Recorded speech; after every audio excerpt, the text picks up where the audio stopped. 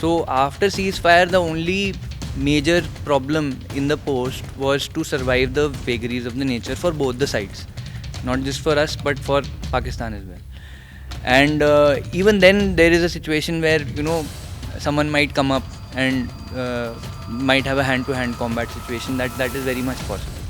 So whenever I tell my story to any friend of mine from the civil world or even some of my juniors, I ask them this question, that what is the lowest temperature you've been in? And their answer is somewhere around maybe -5 degrees or maybe -10 degrees at max. And when I tell them that the coldest I have seen is -47 degrees, they lose their minds. And then I follow it up with a question that what is the lowest oxygen saturation that you have? I thought that अच्छा रहेगा कि अगर दोपहर होने से पहले ये लोग ऊपर आ जाएं तो हमारे को जो है गर्मी नहीं होगी, कोई रिस्क नहीं होगा, because it's very risky to travel on slopes on a summer day, on a clear day after a point, because in the morning the ice is very cold. And so, after the completion of your training, which arms or service did you join? I opted for Army Service Corps, and I also chose for Dogra Regiment, which I got, and I got my first posting. Actually, first posting was told to me by a Dogra officer himself, and none other than Lieutenant General Ranveer Singh. So General Ranveer Singh was our reviewing officer for our passing out parade, and we have an interaction with him a couple days prior, and he was the one who actually told me, because he was another army commander at that time, and I was getting commissioned to Siachen, and I did not know it at that time. I just knew that I am going to 6 Dogra and I am an AC officer. And he asked me this, and he was asking everyone one by one during the dinner, a day prior from the review. He was meeting everyone one by one. So he came to meet the Jasami company, my company cadets, one by one. He was asking them, where are you going? And when he came to me, I said, sir, I'm going to 6 Dogra. He said, okay, congratulations, you're going to Northern Glacier, and that's Siachen Glacier. And I was happy. That was my reaction, because every day during my training I used to curse the heat, and I used to pray to God that you send me to a cold place, and God listened to me like anything. He sent me to the coldest. God listened to you and landed you in -47 degrees Celsius. Yes, absolutely. Okay. So, sir, what you said, you were happy when you first heard that you were going to Siachen. Did your perspective change after a few days, after you really considered, Acha, now I'm going to Siachen, which is the world's highest battlefield? A little bit, yes. I wouldn't say that I was 100% confident, but I was happy because I was going to a cold place, and I was also happy that I was going to spend a lot of time my entire duration there, because usually when you go to an infantry battalion from your attachment posting, you're going to a peace location, then you're going to a field location, so there is a lot of movement there. So I did not have any movement. I had to stay there for the entire duration. So, after your passing out parade, after all the formalities had been fulfilled, how long did it take for you to land up in Siachen and actually start your duties as an officer, as a lieutenant?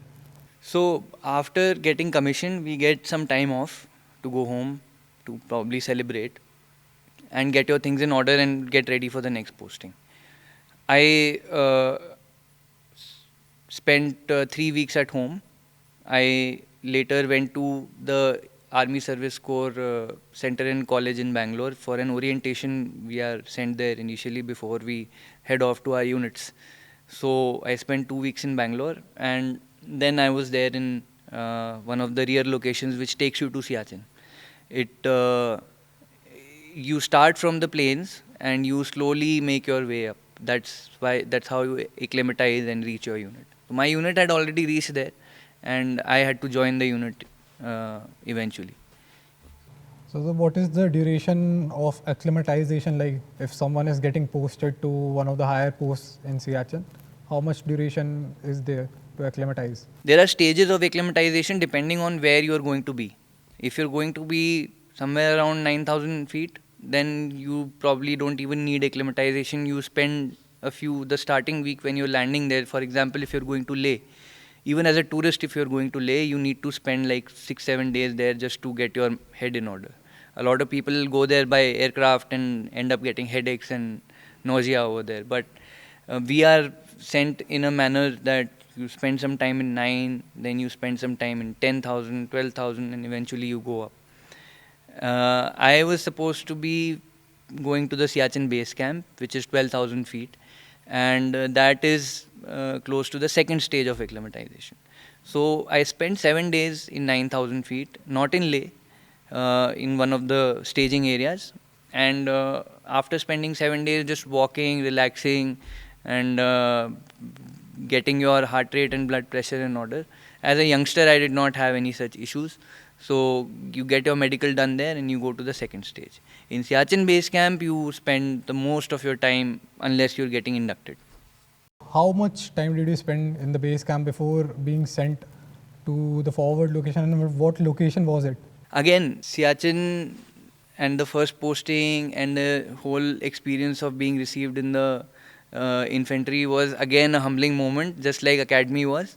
It is not as if once you've become a commissioned officer, life is all hunky-dory. That's when the trouble starts, right? So I reached the place and I thought I'll get a good single bedroom and a toilet for me. Not for you guys. You are sleeping in the bunker with the men, and you are spending your time with them. So most of my time at base camp was spent with them.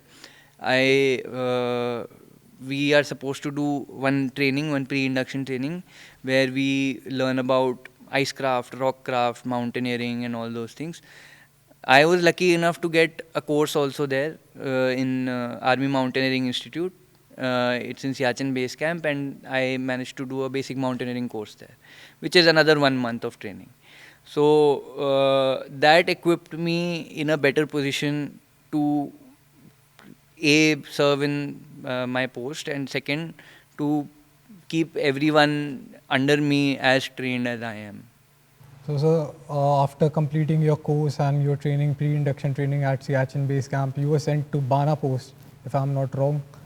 So, can you describe how is it like at Bana Post, sir? So Bana Post is named after Naib Subedar, now honorary Captain Bana Singh Paramveer Chakra. It is his story is a story of one of the victories of Operation Meghdoot, which happened in 1987, and Subedar Bana Singh with his team, he went for what is known as Operation Rajiv. They captured one of the posts which was occupied by the enemy, and it is they named it Kaid Post, named after Qaid-e-Azam, the Muhammad Ali Jinnah, right? And these guys captured the post, and in honor of the operation and the efforts by Naib Subedar Bana Singh, the post was named Bana Post. This is the post which has been a point of contention, a serious hotshot issue till 2003 when the ceasefire was declared. So after ceasefire, the only major problem in the post was to survive the vagaries of the nature for both the sides, not just for us but for Pakistan as well. And even then, there is a situation where someone might come up and might have a hand-to-hand combat situation. That is very much possible. But a larger concern there is to survive and getting your logistics in order and keeping your men safe and making them not just survive there but thrive there, be operationally ready. So that was the name of the game. That was the plan that was there. That is what I made sense to me after my training in base camp. That's what my mission was. To take my men, spend 90 days with them, and come back with them in one piece. That was supposed to be done. And how was the day-to-day life at Bana Post like, sir? Even before that, actually, when I finished my training, we started in a link march. We go in different inductions. And there is a base camp. And from that base camp, Bana Post is on the other side, roughly 72 kilometers. That means 5 to 6 days of marching. And you can even reach that post by helicopter, but then again, it is better to acclimatize as you go. And that's why we have marches every day. We march on our way to the post. So it took me 11 days to march to the post. We use different kinds of equipment. In our training, we are taught how to move in a glacier. It is not like walking in a trek. It is, you have to be connected to each other all the time, because there are crevasses. There are huge crevasses which are covered under snow. So if even one person gets trapped in an avalanche situation, if he's falling down, then the rest of the people can anchor themselves to the floor and prevent that guy from slipping down. So that is something which is taught. Other things which are taught is moving away from a place where an avalanche can happen, and staying hydrated, staying covered up, avoiding frost bites and all those things. So you get basic and advanced survival training before being inducted at such places. Yes, that is what the pre-induction training is all about. That's what mountaineering training also helps with, because you are dealing with the same kind of equipment. And so what kind of equipment, to be specific, were you carrying with you? We have a 3-layer protection suit, an outer layer which is like a wind cheater, a middle layer, and an inner layer which is again very high quality warm fabric. So it keeps you warm, it keeps you protected from the wet ice and the after effects of wet ice getting stuck with you. The other things that we have is an ice axe, a set of crampons to help us move on the ice, dig our feet properly. The boots and the snow suits and all the other accessories that we have are there to protect us from the glacier. The sunglasses are a mandatory equipment there, because the snow reflects a lot of light and ultraviolet light which can harm your eyes. So the goggles definitely protect you from that. That's something you have to wear all the time. So you are now posted at a high altitude location with extreme weather conditions and with very limited communication with your friends and family back home. How did you deal with all the pressure and all the stress at serving at such a location? So whenever I tell my story to any friend of mine from the civil world, or even some of my juniors, I ask them this question, that what is the lowest temperature you've been in? And their answer is somewhere around, maybe -5 degrees or maybe -10 degrees at max.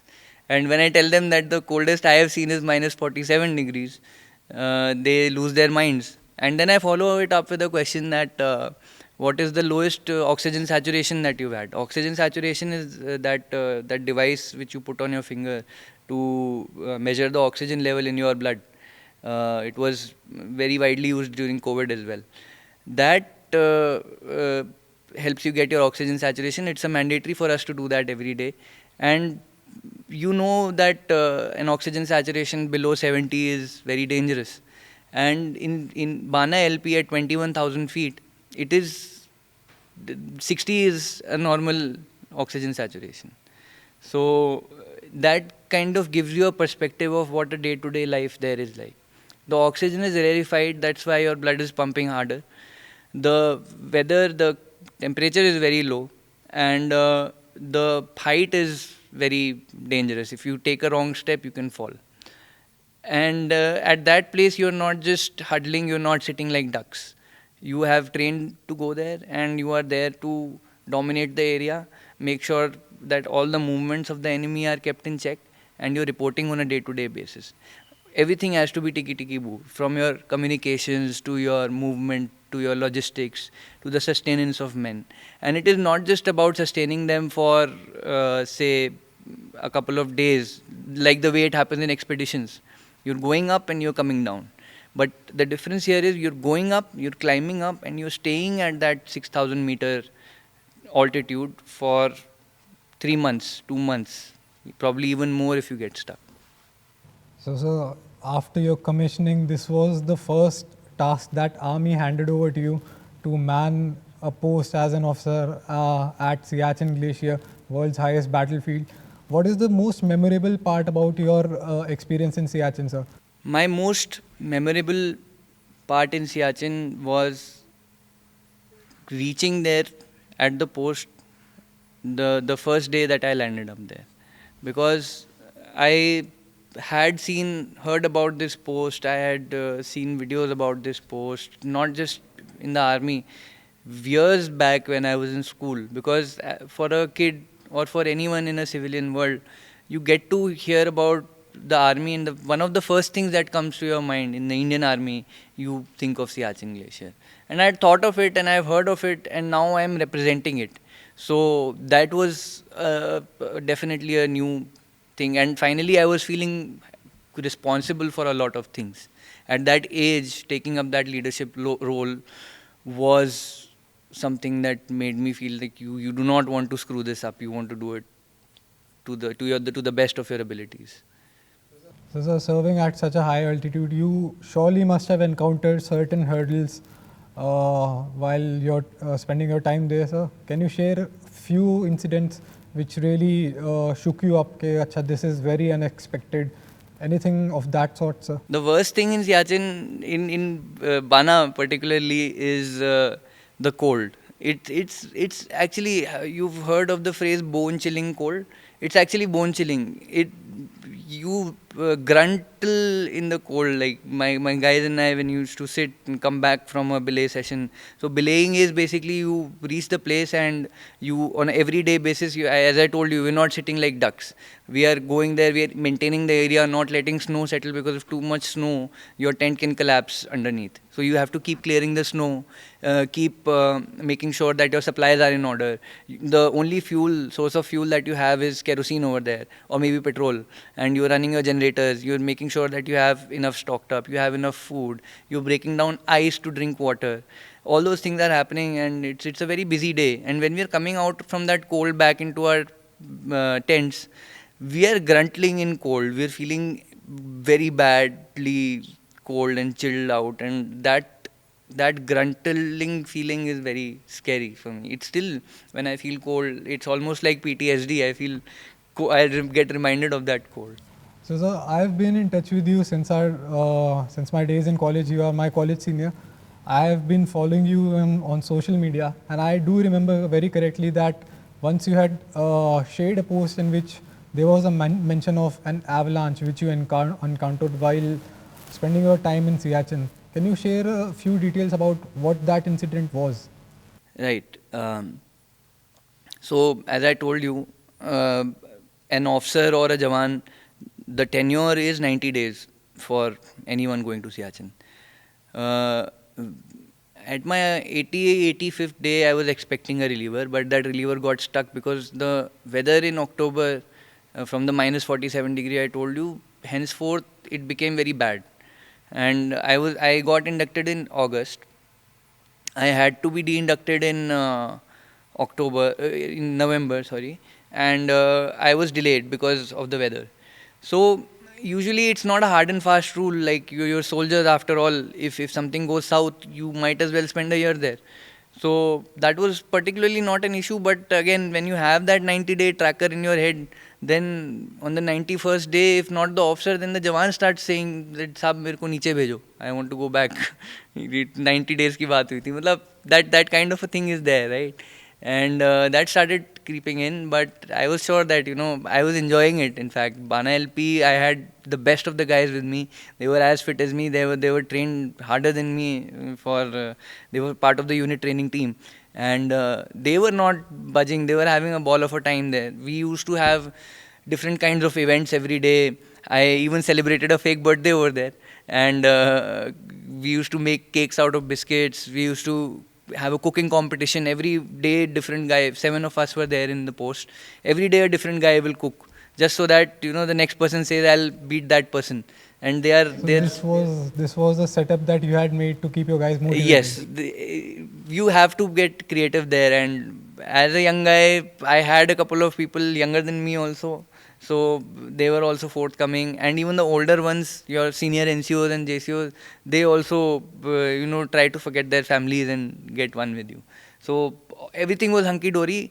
And going good operationally as well. We had scaled up to the top 3 times. We go for area domination and all those things. So everything was tiki boo. And now it was just like I've done my part. Let's just go back and celebrate. Nothing to worry about. And the day comes, 18th of November 2019. I'm supposed to come down with 3 of my people a few of them we had already sent down. So on 18 November, when we were coming down, and the relieving unit was coming up with 2 porters and 6 soldiers, they were climbing up. They were taking too long, and I thought that अच्छा रहेगा कि अगर दोपहर होने से पहले ये लोग ऊपर आ जाएं तो हमारे को जो है गर्मी नहीं होगी, कोई रिस्क नहीं होगा, because it's very risky to travel on slopes on a summer day, on a clear day after a point, because in the morning the ice is very cold, and it's supposed to be best to make your movements during that time, because once the ice starts melting, then it can slip down or lead to a sort of a landslide like situation or an avalanche like situation. We were coming down, and they were taking a lot of time, and it also happened to be my company commander's birthday that day. So he radioed me. He said on the radio set, he said, "I'm waiting for you guys to come down." So we cut the cake, and I said, "No worries, I'll be there very soon. Like, I'll just rappel down and come." And just when I'm about to rappel down, a thought comes to my mind कि यार हाथ गरम कर लेता हूँ पहले. Let me warm my hands and then I'll come, and then I'll get down. When I was tying myself to the carabiner, to the rope, my carabiner to the rope, I looked down just to take a look as to where I'm going to rappel down. And before I could just make sense of it, everything just whited out in front of me. And I realized that the entire slope of ice that was beneath me just broke down, and it slid down. And I could see 8 people, like small silhouettes in front of me. And that silhouette just washed away like a flusher, or like a wave had passed down a tile of insects. And the first reaction to that was कि बचाओ उनको, नीचे जाओ, भागो. But I did not realize that I also got covered under ice. And my NCO was smart enough, who was there with me at the top of the ledge where I was climbing down. He managed to pull me in such a way that my glove had come out. And we are trained to act in an avalanche. You have to swim in an avalanche in a way, and you can spit to find out where you're actually. If by gravity your spit is going downwards, then this is where the gravity is. If it's going there, that's where. So when I spat, it went up. So I realized कि मैं उल्टा हूँ. So that's when I managed to swim, and this is all happening in fractions of seconds, by the way. Once I take my hand out, that's when I realize, okay, this is some free air that I have. And that is what my NCO catches and brings me out. And I'm hypothermic. I'm out of my mind because of what I had seen. And constantly I'm getting radio messages saying that my company commander is saying that don't move, don't come down. And then the rescue operation started. Over the course of 6 hours, I was sitting with my binoculars, seeing the bodies come one by one out of the snow.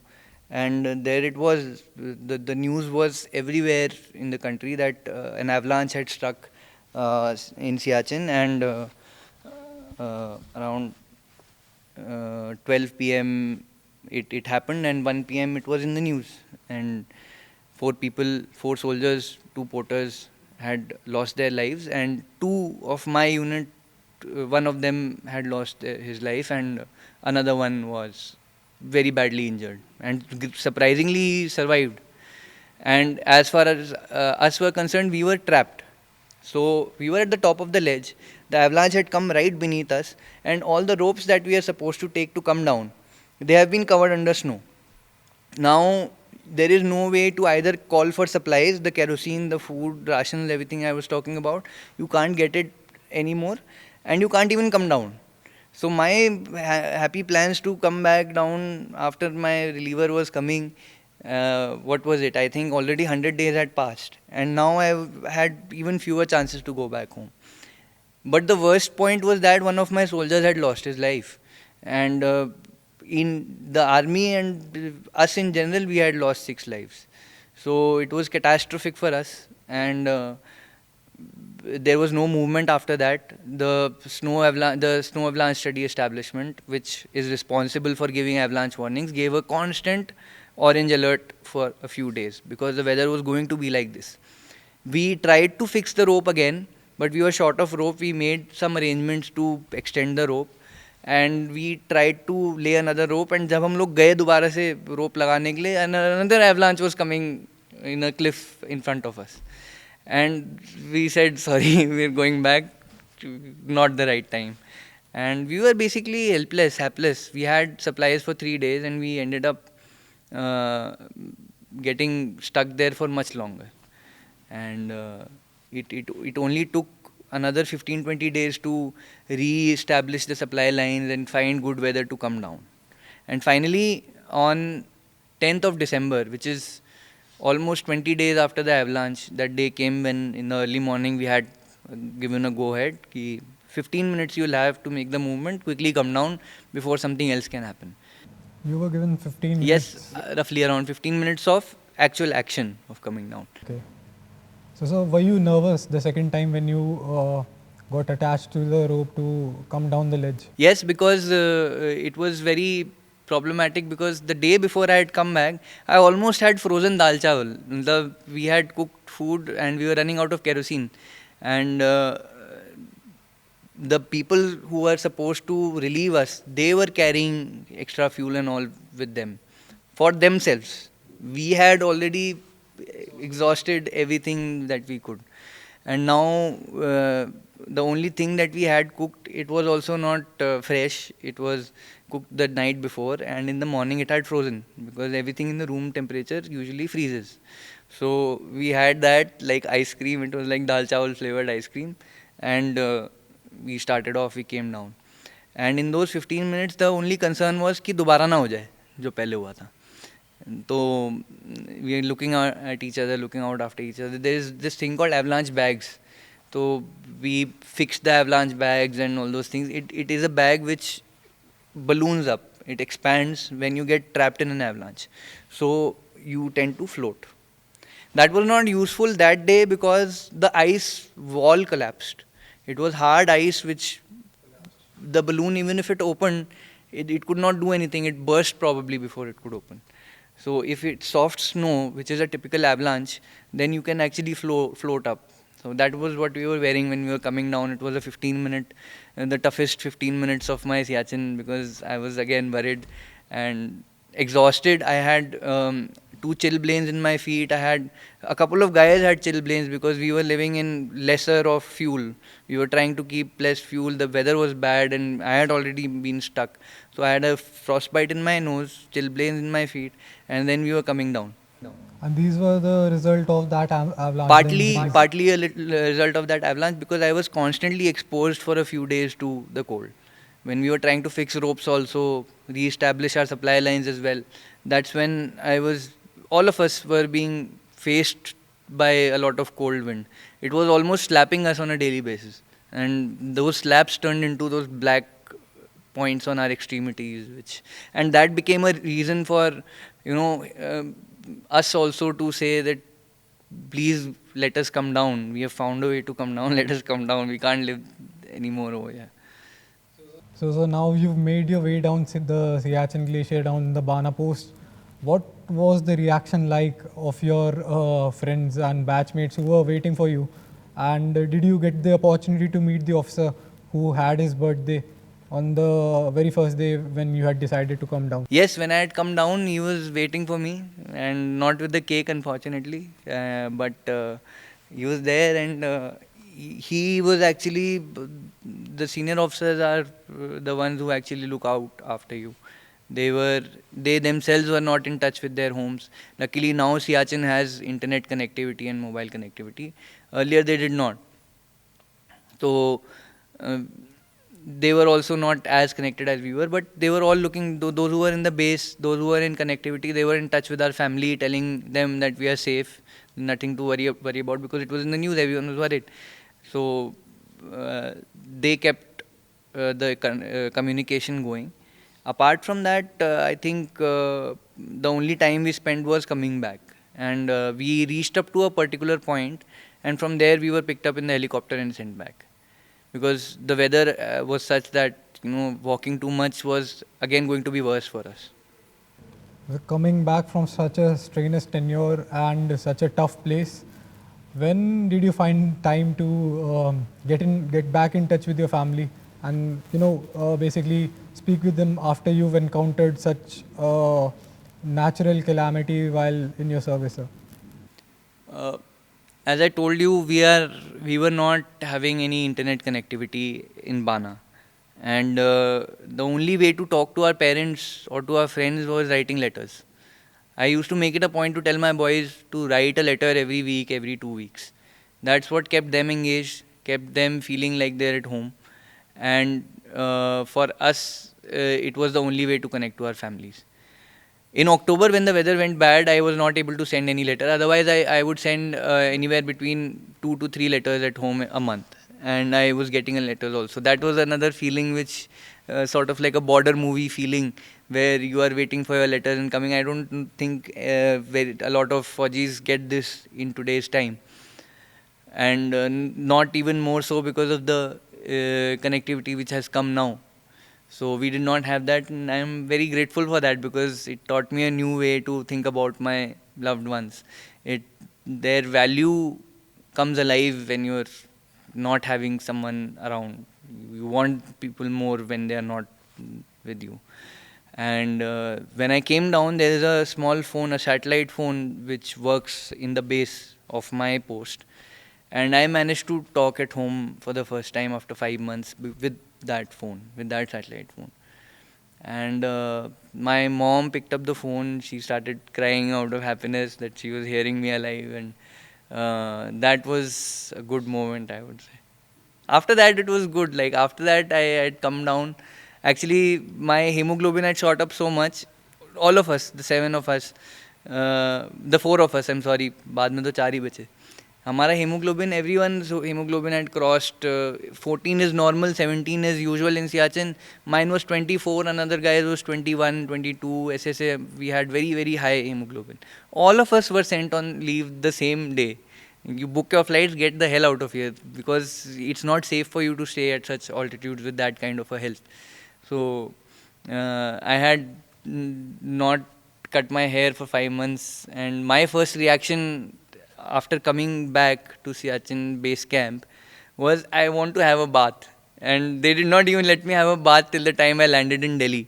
And I had my first bath after 5 months. July 27th, I had a bath. And December 14th or 15th, I had a bath in my home.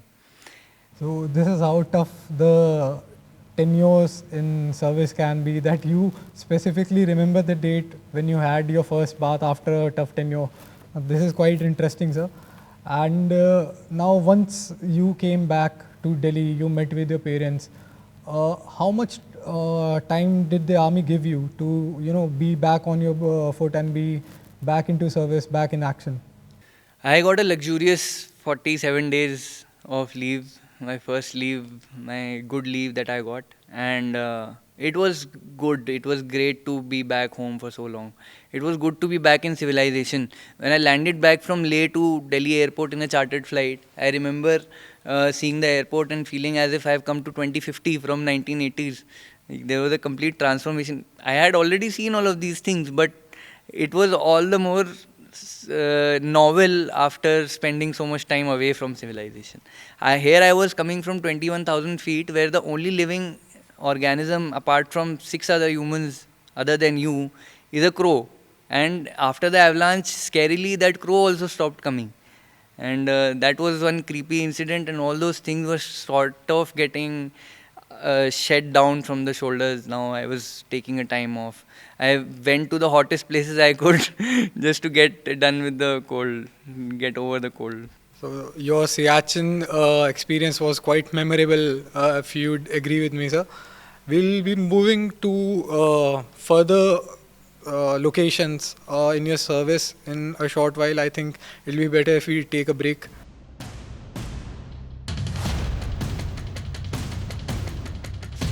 However, something unexpected came to me in the form of two things, to us in form of two things. One was the COVID pandemic, and second was the situation that led to Operation Snow Leopard. But the whole LAC line of actual control issue with China started happening during that time in 2020 when I had rejoined.